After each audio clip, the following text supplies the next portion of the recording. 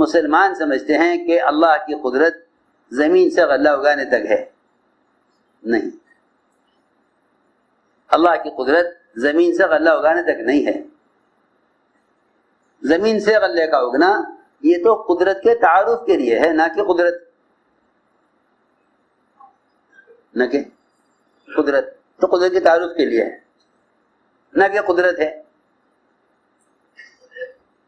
زمین سے غلے کا اگنا قدرت کے تعارف کے لیے ہے.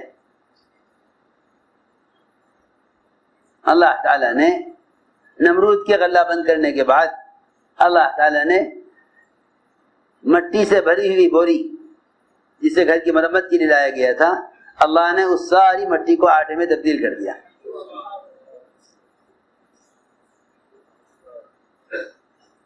مٹی کو آٹے میں ہر موقع پر اللہ نے کر کے دکھلایا. تم ہمارے ضابطوں پر آؤ، ہم تمہارے لیے چیز کی شکل کو چیز کی شکل ہی بدل دیں گے. شراب کے مٹکے لائے کفار، شراب کے مشکیزیں لائے جنگ میں کہ فتح ہوگی، سب شراب پیئیں گے، خوشیاں منائیں گے. وہ سارے شراب کے مشکیزیں چھوڑ کر بھاگے. جب شکست ہوئی، شراب کے مشکیزے کو کھول کے دیکھے صحابہ، اس میں شہد بھرا ہوا. ایک آدمی بھاگا نہیں جاتا تھا. اس سے پوچھا، بھائی تم اتنا مشکیزے شہد کے کیوں لائے تھے؟ کیا تمہیں شہد کی تجارت کرنی تھی یہاں جنگ میں؟ اتنا شہد کیا استعمال ہوگا اس کا؟ کیوں لائے اتنا شہد؟ اس نے کہا، ہم تو ایک مشکیزہ بھی شہد کا نہیں لائے، ہم مشکیزوں میں شراب بھر کر لائے تھے پینے کے لیے، لیکن شکست ہو گئی، ہم مشکیزیں لے کر بھاگ نہیں سکتے، اس لیے چھوڑ کر بھاگ رہے ہیں. کہا وہ تو سارے مشکیزیں شہد سے بھرے ہوئے ہیں. فرماتے تھے جنہیں اللہ کی ذات سے لینا آ جاتا ہے ان کا نام اسباب کے راستے سے لینے سے کاٹ دیا جاتا ہے. یہ نہیں کہ وہ اسباب ترک کر دیتے ہیں، اسباب تو وہ اس لیے اختیار کرتے ہیں تاکہ لوگوں کے سامنے حاجت ظاہر نہ ہو. یاد رکھیو، اسباب کا استعمال حاجت کو مخلوق سے چھپانے کے لیے ہے، نہ کہ خالق سے لینے کے لیے. اسباب کا استعمال حاجت کو مخلوق سے چھپانے کے لیے ہے، نہ کہ خالق سے لینے کے لیے. اسباب استعمال کیوں کیے جاتے ہیں؟ حاجت کو مخلوق سے چھپانے کے لیے. ہائے ہائے، لوگ سمجھتے ہیں اسباب اللہ سے لینے کے لیے ہیں. نہیں، جنہیں دینے کے لیے اسباب کی ضرورت نہیں، ان سے لینے کے لیے اسباب کو کیوں اصل سمجھا جائے؟ جس ذات کو دینے کے لیے اسباب کی ضرورت نہیں، اللہ کو ضرورت ہے اسباب کی. جس ذات کو اپنے بندوں کو دینے کے لیے اسباب کی ضرورت نہیں، بندے سے لینے کے لیے اسباب کو اصل کیوں سمجھے؟ جب اسے ضرورت نہیں دینے کے لیے تو ہم کیوں ذریعہ سمجھے لینے کے لیے؟ ہم کیوں ذریعہ سمجھے لینے کے لیے؟ اسے میں نے عرض کیا کہ اسباب کے اختیار کرنا تو مخلوق سے حاجت کو چھپانے کے لیے ہے، کیونکہ سوال کرنا حرام ہے. جس طرح انسان کپڑے پہنتا ہے صدر کو چھپانے کے لیے، صدر کو چھپانے کے لیے، اس طرح مسلمان اسباب اختیار کرتا ہے مخلوق سے حاجت کو چھپانے کے لیے. اگر صرف ساری دنیا کے تاجر یہ ارادہ کر لیں کہ اللہ مخلوق سے حاجت کو چھپانے کے لیے سب اختیار کیا ہے، تو اللہ تعالیٰ اسی پر غنی کر دیں سب کو. میری بات توجہ سننی پڑے گی. اللہ اسی پر سب کو غنی کر دیں، اللہ اسی پر. کہ صحیح روایت میں ہے کہ جو مخلوق سے حاجت کی چھپانے کی کوشش کرتا ہے، جو مخلوق سے حاجت کو چھپانے کی کوشش کرتا ہے، اللہ اس کو غنی کر دیتے ہیں. اللہ اس کو غنی کر دیتے ہیں. ہم تو اس لیے اسباب اختیار کرتے ہیں تاکہ مخلوق سے حاجت کو چھپائیں. بھائی ان کو ضرورت نہیں ہے، یہ تجارت کرتے ہیں، ان کو ضرورت نہیں کہ ان کا کارخانہ ہے. مخلوق سے استغنا کے لیے اسباب اختیار کرنا ہے، مخلوق سے استغنا کے لیے اسباب اختیار کرنا ہے، تو اللہ تعالیٰ کیا کر دیں گے؟ اللہ غنی کر دیں گے۔ صحیح روایت ہے، من یستغنی یغنیہ اللہ، جو اللہ کے غیر سے اپنے حاجت کو چھپائے گا اللہ اس کو غنی کر دیں گے، اللہ اس کو غنی کر دیں گے۔ جو مخلوق سے اپنے حاجت کو چھپائے گا اللہ اس کو غنی کر دیں گے۔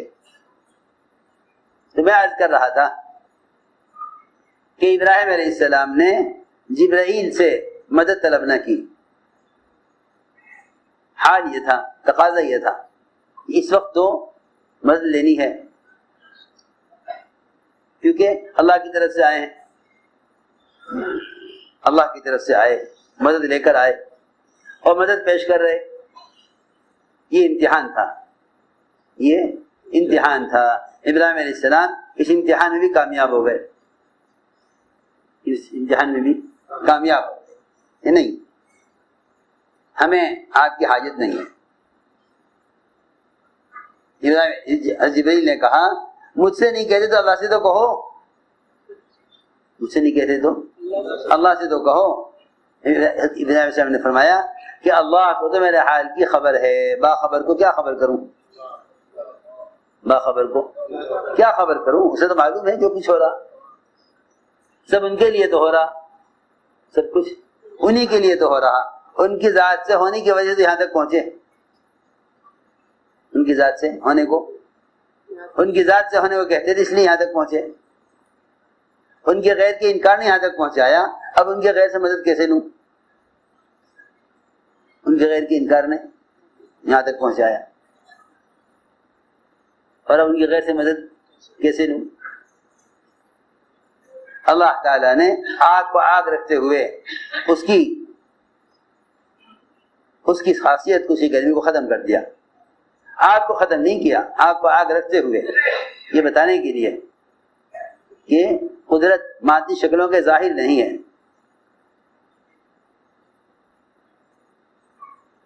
بلکہ ہر چیز کی خاصیت اللہ کے قبضے میں ہے، ہر چیز کی خاصیت اللہ کے قبضے میں ہے۔ تم حکم پورا کرو، تم حکم پورا کرو، نفع نقصان ہمارے ہاتھ میں ہے، تم حکم پورا کرو، نفع نقصان ہمارے ہاتھ میں ہے، تم حکم پر چھری چلاؤ، ہم چلنے نہیں دیں گے، ہم چھری چلنے نہیں دیں گے، تم چھری چلاؤ، ہم چھری چلنے نہیں دیں گے۔ تم نے حکم پر چھری چلائی ہے، تم نے حکم پر چھری چلائی، ہم نقصان نہیں ہونے دیں گے، تم حکم پورا کرو۔ لوگ اللہ کے احکام کو توڑتے ہیں نقصان کے اندیشے سے، اگر یوں کریں گے تو نقصان ہو جائے گا، یوں کریں گے تو نقصان ہو جائے گا، اگر سود چھوڑ دیا تو نقصان ہو جائے گا، سود چھوڑ دیا تو نقصان ہو جائے گا۔ حکم پر قدم اٹھاؤ، حکم پر قدم اٹھاؤ تو ہم تمہیں کامیاب کریں گے۔ ابراہیم علیہ السلام نے حکم پر قدم اٹھایا، حکم پر قدم اٹھایا، حکم پر قدم اٹھایا، چھری اللہ نے چلنے نہ دی، کیونکہ ساری شکلیں ہمارے قبضے میں ہیں، شکلیں ساری ہمارے قبضے۔ میں نے اس لیے عرض کیا کہ اصل چیز ہے کہ اللہ تعالی کے سامنے عمل پیش کیا جائے، عمل کی قوت کو ظاہر کیا، عمل کی قوت کو ظاہر کیا۔ دیکھو اسباب کا مقدم کرنا عمل کی قوت کو ختم کر دیتا ہے، اسباب کو مقدم کرنا عمل کی قوت کو ختم کر دیتا ہے۔ ہم پر جو بھی حال آتا ہے ہم اس حال میں پہلے اسباب کو دیکھتے ہیں، پہلے اسباب کو دیکھتے ہیں، پھر جاتے ہیں عمل کی طرف۔ کیا بتاؤں، اسباب کی شکلوں میں کامیابی لانے کے لیے اعمال کرتے ہیں،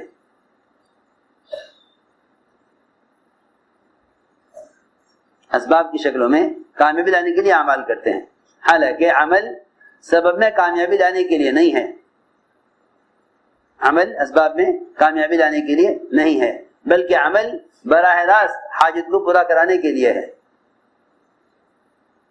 ہم اعمال کرتے ہیں اسباب میں کامیابی لانے کے لیے، ہم عمل کرتے ہیں اسباب میں کامیابی لانے کے لیے، حالانکہ اعمال ہیں اللہ کی ذات سے براہ راست کامیابی لینے کے لیے۔ ہم اعمال کرتے ہیں اسباب میں کامیابی لانے کے لیے، اسباب میں کامیابی لانے کے لیے۔ یہی وجہ ہے کہ لوگ اعمال کی طرف جب آتے ہیں جب اسباب میں ناکامی آنے لگتی ہے،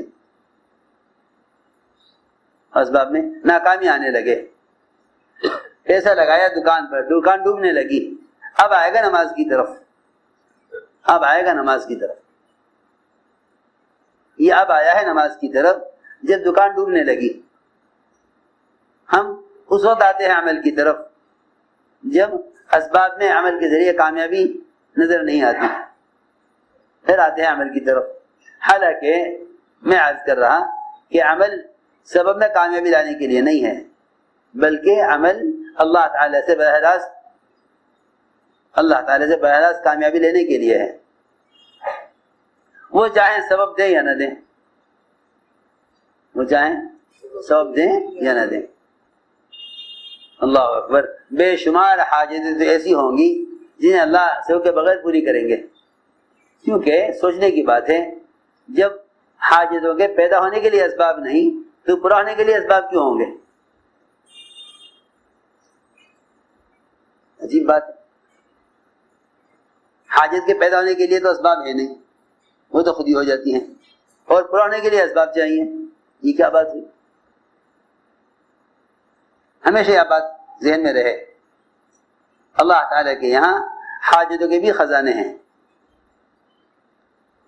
حاجتوں کے بھی خزانے ہیں، وہ اپنے خزانوں سے حاجتیں لاتے ہیں۔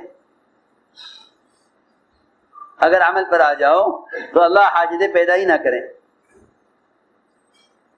اللہ حاجتیں پیدا ہی نہ کریں۔ اس زمانے میں ایسی بیماریاں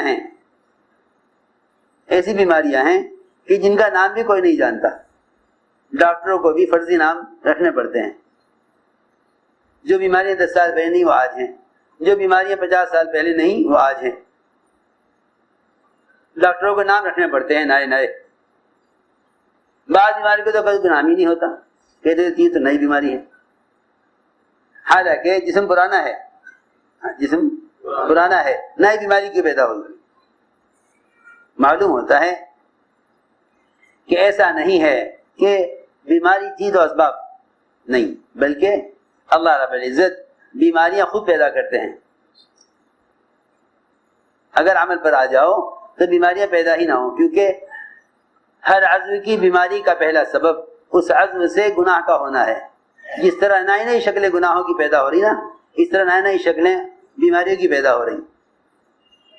بیماریوں کی نئی شکلیں اس لیے ہیں کہ آدمی اعضاء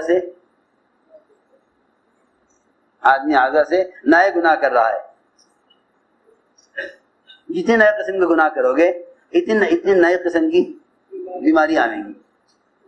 ہر عضو کی بیماری کا پہلا سبب اس عضو سے حکم کا ٹوٹنا ہے، اس عضو سے حکم کا ٹوٹنا ہے۔ ہر عضو کی بیماری کا سبب اس عضو سے حکم کا ٹوٹنا ہے۔ اس لیے کہ انسان کی تخلیق کی بنیاد اللہ کی عبادت ہے، انسان کے پیدا کیے جانے کی جو بنیاد ہے وہ اللہ کی عبادت ہے۔ وما خلقت الجن والانس الا ليعبدون۔ جب اس کا بدن عبادت سے ہٹ کر خواہش کے لیے استعمال ہوگا تو اس کے بدن میں بیماریاں پیدا ہوں گی، اس کے بدن میں بیماریاں پیدا ہوں گی۔ اصل وجہ یہ ہے بیماریوں کی، آنکھ کا استعمال، کان کا استعمال، زبان کا استعمال، شرمگاہ کا استعمال جب حکم سے ہٹے گا تو بیمار ہوگا، جب حکم سے ہٹے گا تو بیمار ہوگا۔ جب یہ اس کا استعمال حکم سے ہٹے گا تو بیمار ہوگا۔ اس لیے فرمایا کہ ساری دنیا کا فساد مومن کا عمل ہے، مومن کا عمل ہے، ساری دنیا کا فساد مومن کا عمل ہے۔ ہر عمل کو، ہر عضو کو حکم پر لے آؤ، ہر عضو کو حکم پر لے آؤ تو بیماریاں پیدا ہی نہ ہو۔ میں عرض کر رہا تھا کہ اسباب کو مؤخر کرو، اعمال کو مقدم کرو، قدرت ساتھ ہو جائے گی، قدرت ساتھ ہو جائے گی۔ ایک صحابی نے عرض کیا حضور اکرم صلی اللہ علیہ وسلم سے کہ یا رسول اللہ تجارت کے لیے بحرین جانا چاہتا ہوں۔ آپ نے فرمایا پہلے 2 رکعت نماز پڑھ لو، پہلے کسی اچھی بات، تجارت سے نہیں روکا، فرمایا پہلے 2 رکعت نماز پڑھ لو، کرو تجارت کرو ٹھیک ہے، لیکن پہلے 2 رکعت نماز پڑھ لو۔ اللہ اکبر، وہ محمد صلی اللہ علیہ وسلم جن کے لیے آسمان سے کھانا تیار اترتا تھا، ایک روایت میں ہے کہ گرم گرم کھانا آپ کے لیے آسمان سے اترا، جو برتن کے اندر بند تھا وہ گرم تھا، آسمان سے زمین لگایا اور گرم تھا، آپ نے اسے کھایا، آپ نے کھایا اور باقی جو بچا ہوا کھانا تھا اسے آسمان پر واپس اٹھا لیا گیا۔ آپ ہمارے صحابہ سے کہ اگر میں یہ بچا ہوا کھانا آسمان پر واپس نہ کرتا تو یہ کھانا قیامت تک نہ سڑتا نہ ختم ہوتا، نہ یہ خراب ہوتا اور نہ یہ ختم ہوتا، کیونکہ جنت سے آیا تھا، جنت کی نعمت نہ ختم ہونے والی نہ خراب ہونے والی۔ جو آپ نے کھایا اس میں سے جو باقی بچا وہ آسمان پر اٹھا لیا گیا۔ اگر باقی رہ جاتا دنیا میں تو نہ خراب ہوتا نہ ختم ہوتا۔ تو میں نے عرض کیا کہ وہ ذات جسے اللہ تعالیٰ خود قرآن میں فرما رہے کہ ہم آپ سے روزی کمانا نہیں چاہتے، روزی ہم آپ کو دیں گے، اپنی امت کو نماز سے مسائل کے حل کرانے کی تعلیم دینے کے لیے اور اپنی امت کو مسائل کے حل کے لیے نماز کا عادی بنانے کے لیے